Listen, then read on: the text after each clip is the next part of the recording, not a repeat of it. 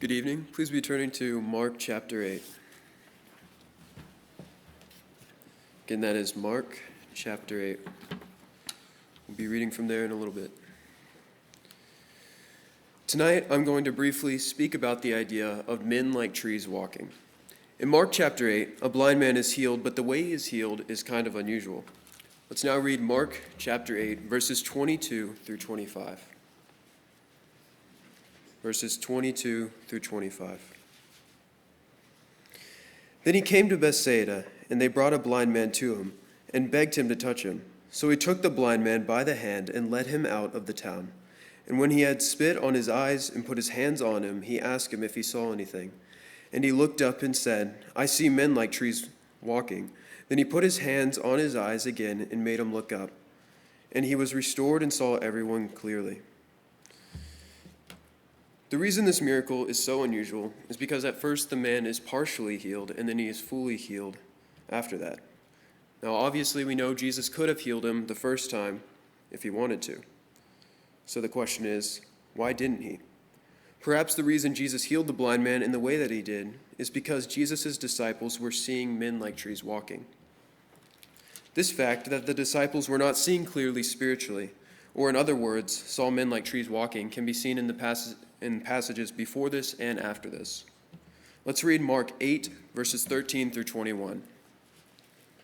Again, that is Mark 8, verses 13 through 21. It reads,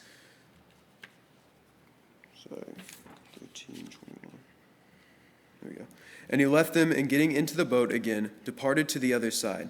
Now the disciples had forgotten to take bread, and they did not have more than one loaf with them in the boat.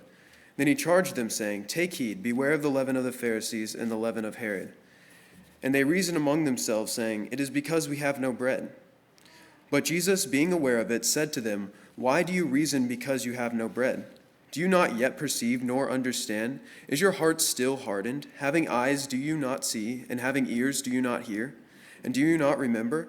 When I broke the 5 loaves for the 5,000, how many baskets full of fragments did you take up? They said to him, 12. Also, when I broke the 7 for the 4,000, how many large baskets full of fragments did you take up? And they said, 7. So he said to them, "How is it you do not understand?" While the disciples could physically see, their spiritual sight was blurry in this passage. Jesus asked them, having eyes do you not see, and having ears do you not hear? In Mark 8:29, Peter confessed that Jesus was the Christ. Peter has some sight and saw that Jesus was the Christ. But a few verses later, in Mark 8:31 through 33, again that is Mark 8, verses 31 through 33, it says, "And he began to teach them that the Son of Man must suffer many things and be rejected by the elders and chief priests and scribes, and be killed, and after 3 days rise again. He spoke this word openly. Then Peter took him aside and began to rebuke him. But when he had turned around and looked at his disciples, he rebuked Peter, saying, 'Get behind me, Satan, for you are not mindful of the things of God, but the things of men.'" Peter began to rebuke Jesus. Spiritually, Peter saw men like trees walking. In verse 33, Jesus said, "For you are not mindful of the things of God, but the things of men." What does it mean to not see clearly spiritually? It means to be only mindful of the things of men and not the things of God. Now, it's easy to look back at some of the things the disciples said and think they were kind of foolish sometimes.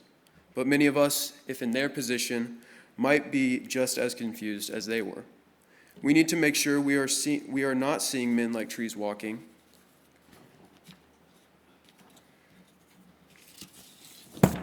And look to Christ. Here are 3 ways to not see men like trees walking. Number 1, be mindful of the things of God, not the things of men. Mark 8:33. Number 2, don't think you can do it all on your own.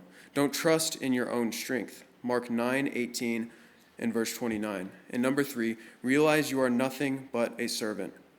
Mark 10:43 through 45.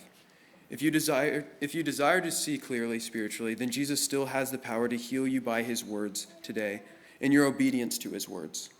Maybe you haven't become a Christian, or maybe you are a Christian who have strayed from God and want to come back to him. If you have any spiritual need, come forward as we stand and as we sing.